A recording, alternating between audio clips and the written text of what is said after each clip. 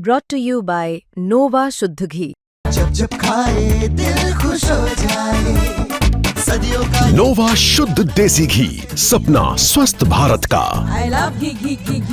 कल से शुरू होने जा रही कांग्रेस नेता बृजेंद्र सिंह की सद्भाव यात्रा में पार्टी के बड़े चेहरे शामिल होंगे या नहीं, इस पर अभी भी संशय बना हुआ है। जयप्रकाश सहारण, जो कि कांग्रेस के हिसार से सांसद हैं, उन्होंने साफ इनकार कर दिया है कि वो इस यात्रा में नहीं जाएंगे। जयप्रकाश के बाद अब बारी भूपेंद्र सिंह हुड्डा की आई। भूपेंद्र सिंह हुड्डा अपने निवास स्थान रोहतक पहुंचे थे। यहां पर उनके समर्थक उन्हें बधाई देने आए, क्योंकि उन्हें हाल ही में नेता प्रतिपक्ष चुना गया है। यहां लोगों ने लड्डू बांटे और भूपेंद्र सिंह हुड्डा का एक तरीके से जोरदार स्वागत किया। और भूपेंद्र सिंह हुड्डा इसके बाद मीडिया से रूबरू हुए।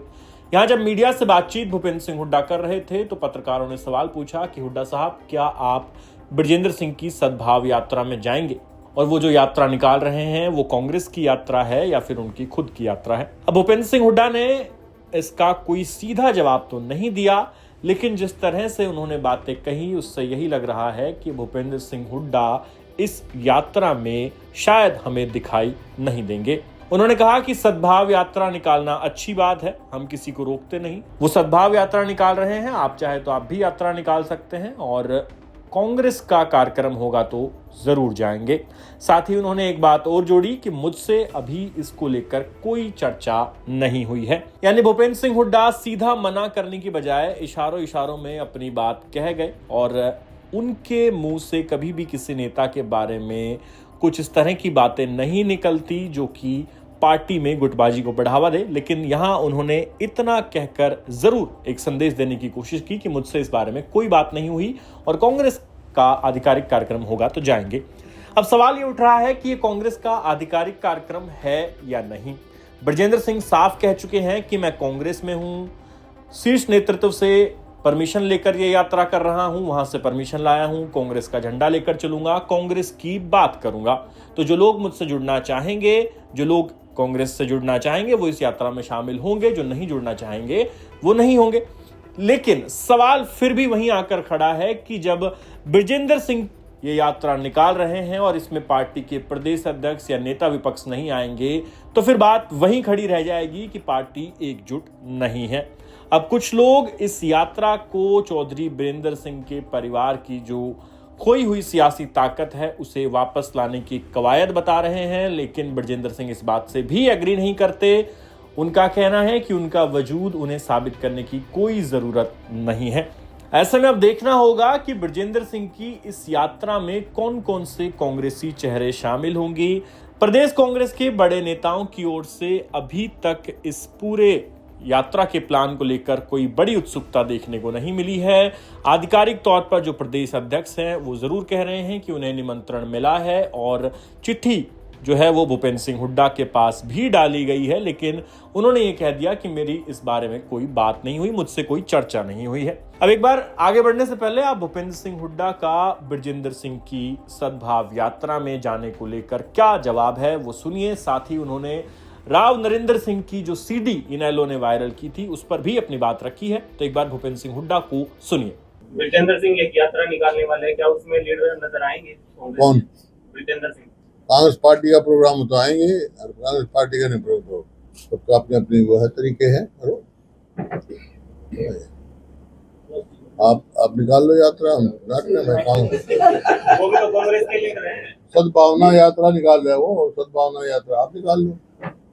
सद्भावना तो अच्छी चीज है, ये तो महात्मा गांधी जी ने सद्भावना तो अच्छी चीज है तो सर सद्भावना, लेकिन कांग्रेस सबको न्योता दे रही है कि हमें सबको चिट्ठी डालनी है। आप में से जैसे अभी अध्यक्ष बने हैं वो जाएंगे कि नहीं, बात वो तो जब होगा जब बताएंगे आपको, तो मेरे से कोई बात नहीं हुई। जो नए प्रदेश अध्यक्ष बने हैं राहुल गांधी, उनकी एक सीडी वायरल हुई थी, वो भी जारी किया है इन्होंने। वो कह रहे कि भ्रष्टाचार क्या, वो कांग्रेस में भ्रष्टाचार सीडी बनवाने वाले भी वही थे, झूठी सीडियां हैं केस में। अब तक कुछ ना कुछ होगा, कुछ नहीं हुआ। जो झूठी सीडियां बनवाई वही एक अब सीडी रिलीज कर रहे हैं।